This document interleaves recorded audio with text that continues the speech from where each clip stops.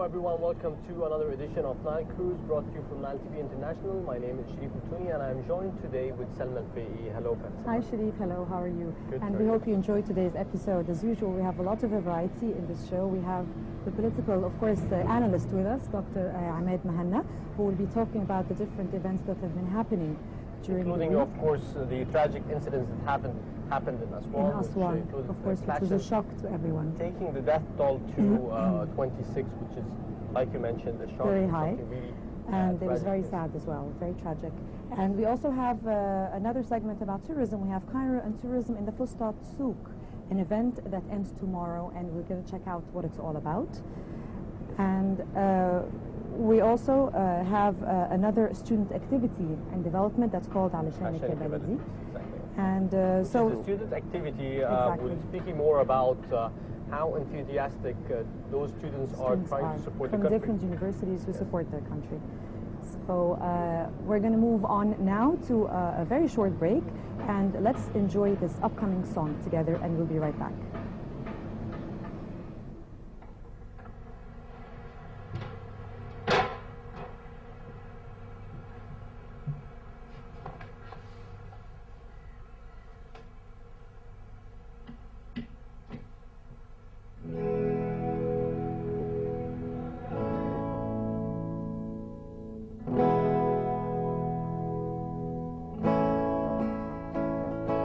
ربنا خلق الدنيا دي لينا سما وبحور وحور وأرض وخلق الحب وزرعه فينا علشان نساعد بعض. ربنا خلق الدنيا دي لينا سما وبحور وحور وأرض وخلق الحب وزرعه فينا علشان نساعد بعض. ما يهمنيش لونك ولا شكلك، يهمني انك انسان. ادي ايدك عشان اساعدك، ساعدني انت كمان. يوم بيوم اللي بيتحقق حلمنا اللي كان صغير. يوم بيوم كلنا نصدق اننا نقدر نغير. يوم بيوم اللي بيتحقق حلمنا اللي كان صغير. يوم بيوم كلنا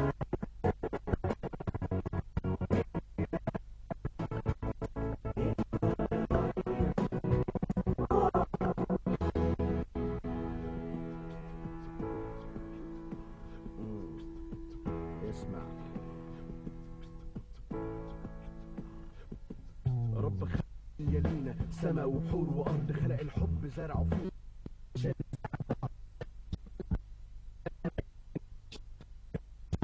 انك تعرف تعيش. انا ما يهمنيش لا اصلك ولا فصلك، كل اللي انا طالبه ساعدني اعرف اساعدك. لو تعبان هخفف عنك، تعبك ده مش بايديك، مش هسيبك ولا اخاف منك.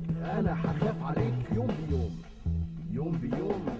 ولو في يوم انا خفت منك انا هكون خسران، والخوف ده مش هيفيدني. اياك تكون قلقان، ليك شجاع. خلي الحب شعاع يوصل لكل الناس، وعن الكره الامتناع. ده الكره مش هيشفي ولا يمحي اللي صابك. النهارده بقول ما تخافش، انت في وسط احبابك. حلمنا كان صغير بيكبر وهيتحقق، احنا قادرين نغير. يوم بيوم لازم نصدق.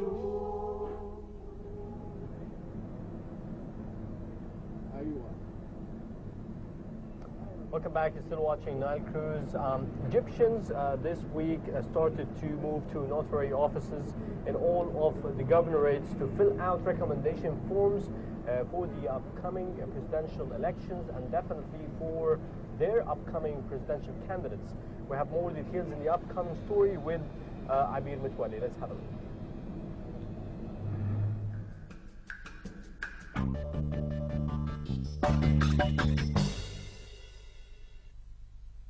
As the Tolls are waiting for the voters to inscribe a new page in Egyptian history, people have been flooding to the notary offices all over Egypt to fill out recommendation forms for the presidential candidates.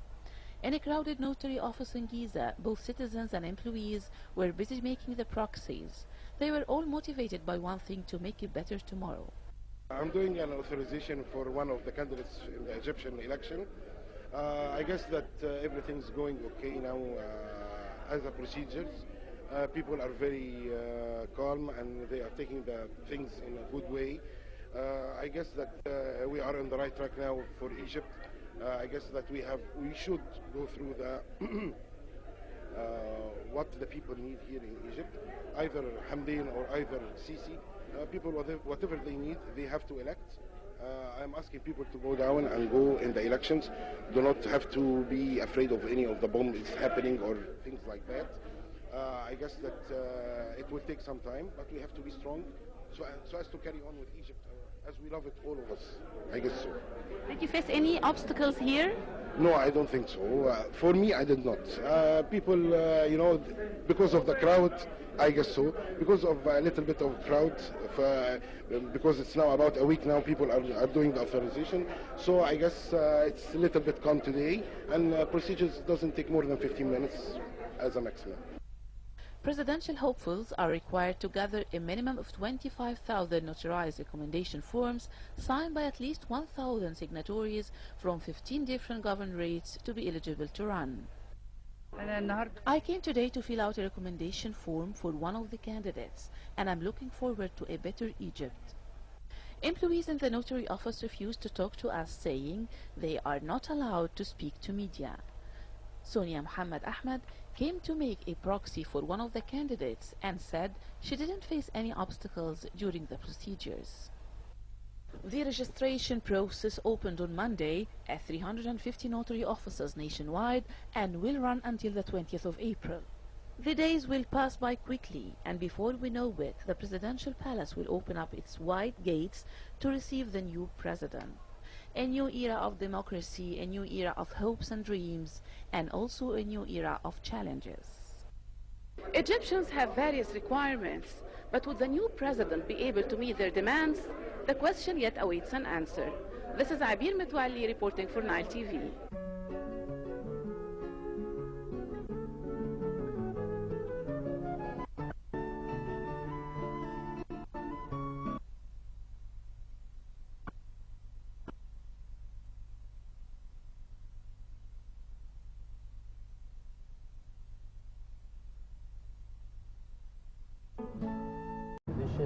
And the political segment. Starting with the tragic incident that happened across this week and the death toll from recent intertribal clashes in Upper Egypt's Aswan rose to 26 last Tuesday. The fighting first began between the Arab clan Bani Hilal and a Nubian tribe, the Budiya, over the harassment of a girl from one of the tribes, and also offensive graffiti written on the wall of a school by students from the feuding families. And we also have the Minister of Foreign Affairs, Al-Thani, urging the African Union's Peace and Security Council to reconsider its decision to freeze Egypt's membership during a meeting with the African Union's high-level panel for Egypt in Cairo on Tuesday. So the third appearing presidential candidate, lawyer Murtada Mansour, announced Sunday that he would compete in the May presidential elections against the former Defense Minister Abdel Fattah Sisi and also the Nasserist Hamdin Sabah. We'll be discussing those issues and topics. We are joined with Dr. Ahmed Mehna, a political analyst. I'd like to thank you very much, Doctor, for joining us. Thanks for having me. Hello, welcome, Dr. Ahmed. Let's start off with a tragic, of course, event in Aswan this week and the clashes that have been happening.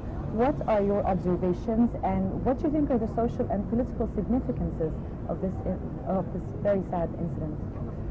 The tribal conflict that's taken place in Aswan is a reflection of neglecting or neglectful governments across Egypt over the last 30, 40 years of neglecting the Upper Egypt.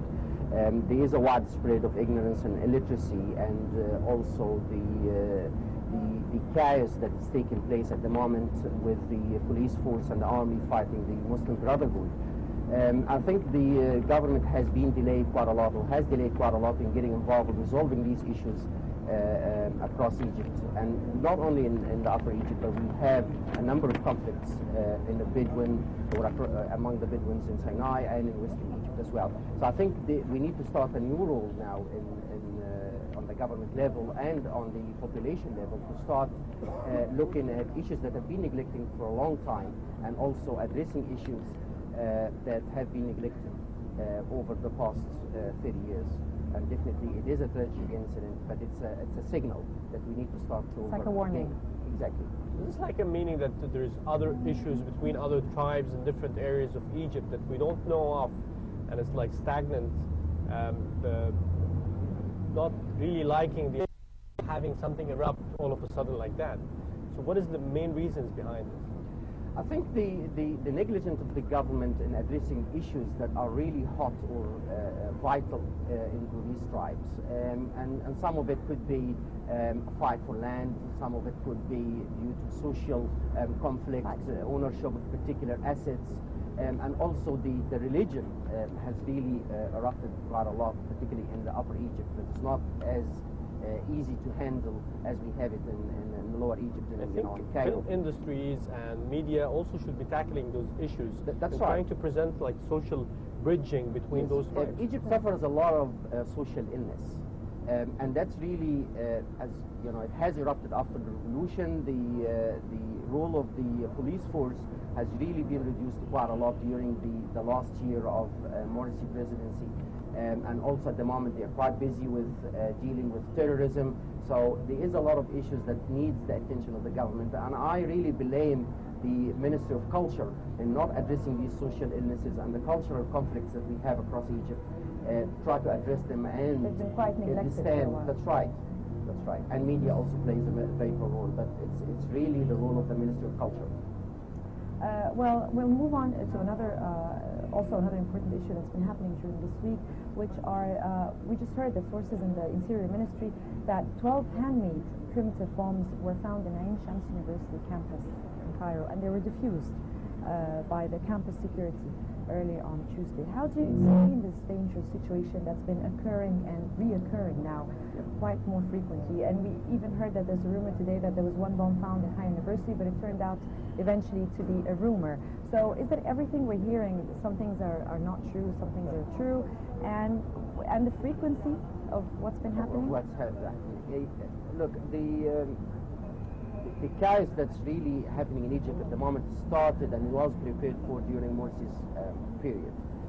They've been doing a lot of preparations, smuggling weapons to Egypt, preparing workshops and factories to manufacture these bombs. So I don't think what's been happening at the moment is something that is new. It's been really, for the past year and a half, being prepared for. And they've been threatening really over the media channels that they will burn Egypt, so they were preparing for that. I think the police force has been isolated during Morsi's period, and that's how we could find that the police is unable to tackle all issues or really pinpoint where these workshops are and who are these groups. A lot of people have been also released from prison. They are wanted, and these people have been prepared in many areas, like in Upper Egypt, in Sinai. And I do think that the tribal conflict in Aswan is somehow to do with the Muslim Brotherhood involved in But how do you think we can reduce, though, the frequency of what's happening? I mean, the police have so much in their hands. I mean, what, in your opinion... I do believe that there is an inside job. There is inside hands that contribute to that. And I disagree with the president of Cairo University saying that he's not going to allow security into university. Let me tell you, as professors, we really live in a nightmare because we totally feel insecure. Students can attack you at any time, and you will never really know who attacked you. There is a lot of smuggling. How did the weapons get into the university? How did the bombs get into the university? And I suspect that it could be professors actually involved or biased towards the Muslim Brotherhood. Did you take these bombs inside the university into their cars? because if the security guards are standing there by the gates, how did it get in? So I do suspect that there is a lot of issues within the university that need to be dealt with and started from the top. Yes, so definitely ever since the 25th of January revolution, and maybe the situation escalated after the 30th of June, with the rise of aggression and the death toll in Egypt is really rising. Regardless the reasons behind this, but Egypt is losing a lot of lives. So how would you comment on this situation, and what is the end exactly for what's happening in Egypt and the bloodshed? From the social point of view, I think it's natural, because people have been really governed by fear during Mubarak. They're scared to do anything, they're scared to even fight, because both of them will go to the police station and be humiliated. So I think what's happening now, people think that they are brave and they have the freedom. But unfortunately, we've used the freedom wrong, so it turned into a chaos. So it's going to take time for people to understand that there is limits to freedom, and it's not really a good thing to carry weapon and attack others. So I think it's something to do with our social illness of not being trained on democracy, not being able to deal with democracy, and that freedom is being misused to turn into an absolute chaos at the moment. Part of that as well was the humiliation that took place to the police force after the January 25th. And at the moment, I can see them unable to deal with citizens on the street. So if they stop someone and ask them for the license, people start, raising their voice and start fighting. So I think the problem here is the population. It's not really the police force. We've never been trained on democracy, and we misused freedom. And unfortunately, that's going to turn other way around, where the police force will have to get aggressive again to dominate or to protect law and order. But knowing that, Dr. Ahmed, you are an observer of other constitutions and other revolutions, and you've been studying a number of revolutions in different countries.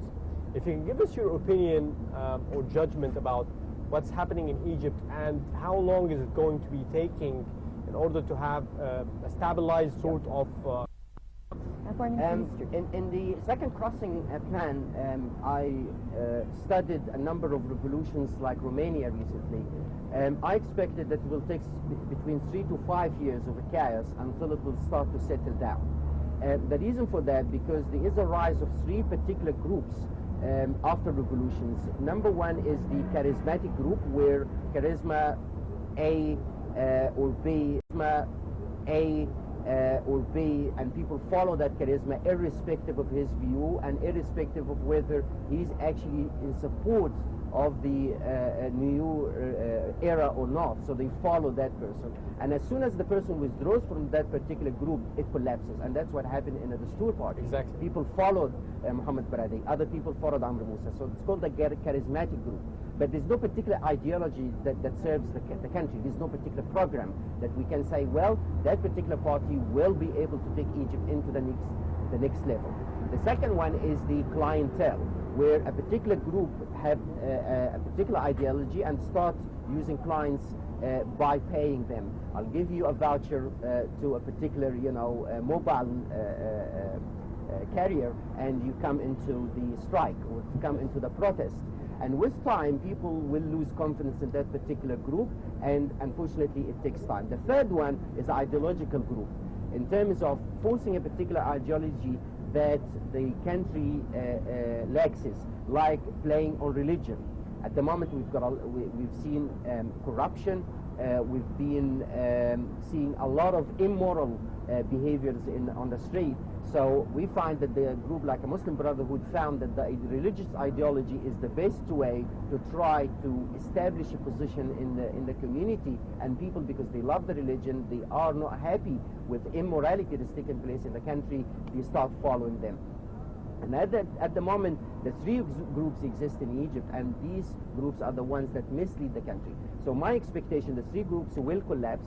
Most of the political parties in Egypt will collapse. We've got over 84 political parties already registered, and they will collapse, and a new era will start with a new government and a new president. So hopefully we are going on the right track, and it definitely will change. So you said, I'm sorry, but you said 3 to 5 years. So we're done with 3 of them. That's right. We still have 3. Expecting that violence will continue. for a couple of years. That's right. Of chaos. Until we get the lesson. Well, we'll move back again to Egypt and reality and revolution, but we'll move to the presidency elections. We have lawyer Murtada Mansour announcing on Sunday that he will compete in the May presidential elections. What are the implications of Mansour's decision on the presidential race, you think? The decision of Murtada Mansour is actually a good decision because it proves that it's not a military coup. It proves that Egypt and the Egyptians are allowing anybody to nominate himself and join the presidency race. So it proves that people are not biased towards the army. They're biased to whoever is able to take Egypt to the next level. Serve the best. That's right. And do you expect more political figures to run? I'm expecting somebody from the Islamic group. Probably hoping to get the votes of the Salafis and the Muslim Brotherhood. But weren't there rumors that maybe Hamdin Sabahi would be the Muslim Brotherhood representative? There is rumors about Bassem, some figure, a Muslim Brotherhood figure, and yesterday there was some announcement that he will be nominating himself, but we're not really quite sure. But that all doesn't worry me because the Egyptians have started to learn. So hopefully it will not take the 5 years because we learning. That's really the critical part, is that we learning. But if we're not going to learn, we're just going to continue in cycles. And I'm happy that more and more people will join the race, but we don't want to see 12 people. And in the second crossing plan, I also suggested that we take it on 2 phases, just like the presidency race, where we had Obama and Clinton having an individual race, and then from there the winner will go into the final phase. But probably that will be in amendments in the next few years. So it's good to have few candidates in order to people focus, but again, it's also important to have convincing characters that's going to lead this nation from a very negative situation that they are, from all of the aspects, from political, economical, social, cultural aspects. They have to do an extreme transformation for every aspect of the Egyptian people's lives. So are you convinced with the presidential candidates on the stage today? Let's just tackle 2 issues. Number one is we've got a cultural problem when it comes to the voting. We always used to vote for people that are good, that they go to the mosque, that they've got good manners, that they are from big family, that they have a lot of money that they spend on projects, and that criteria is actually absolutely wrong. We need to start voting for people that have clear programs that will take Egypt to the next level. And when we talk about clear programs, we've got 2 types when we teach students, in planning. We've got 2 types of objectives and 2 types of plans. There's stated plans that we use for media consumption, like I will provide flats for people with low income. I will fix the education. I will rectify the security situation. But when it comes to on the ground level, there is no absolute measures that I can really use to start tackling these issues. So what we want now from the president's candidates is to start showing us programs on the ground level that are realistic, achievable, and they are smart and measurable as well. So after 12 months, I can say, yes, you achieved this and that, and you didn't achieve A, B, and C. Yeah. And for us to do that, it's really dependable on the people that are leading the campaign. Because the president doesn't necessarily have to know about all these things, but the people that lead the campaign should be people of planning, people of planning that know how to draw political campaigns, how to draw programs to convince voters to vote for them. So hopefully that will be start seeing in the next couple of weeks.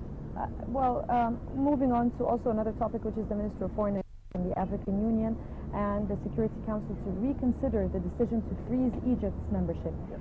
What are your thoughts about what are the consequences of the membership freezing on Egypt, and does the freezing affect the Renaissance dam crisis, in your opinion? You might wonder what I'm going to say, but I don't think Africa had a problem with June 30th, whether it's a military coup or revolution. They weren't concerned about that. They were concerned that it will happen in their countries.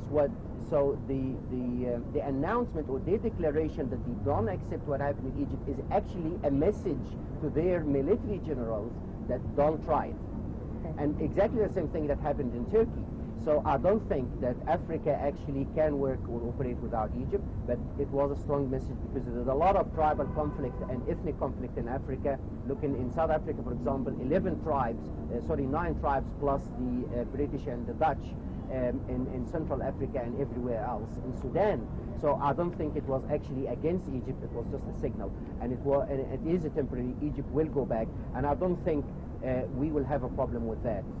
I think the main problem here is to try to rectify the image that Egypt had in the past year and a half, explaining to people that what happened in Egypt and why the entire population stood against a fascist group that uses religion and excludes and isolates everybody else. Okay, final question to you, Dr. Ahmed, about what are you foreseeing or predicting in terms of political phase in the upcoming period? In terms of the political phase, I do see two things. Number one, looking at regional economic and political integration with the Arab world. We need to activate, and I mean activate, the Arab League. It doesn't exist. We need to activate the role of the Arab League to have an army, to have a military council. And number two, I want to see Egypt moving towards the east to create some sort of balance in the international relationship between the east and west. We've been very much towards the west. We've lost a lot of economic power, particularly economic powers, and indirectly it affects the political decision like China, India, and Japan. Well, I guess we need to revive these things in the Arab League because I think they already have existing units that are concerned. That's right. That's what I mean. You need to activate them and revive them and sort of have a wake-up call. Because the danger here does not touch Egypt alone. The danger here touches the entire Middle East, irrespective of religion or any ethnic roots. Finally, Dr. Ahmed Mehna, I would like to thank you very much for joining us. It has been Thank you very much, Doctor. And let's move on for a short break and returning back.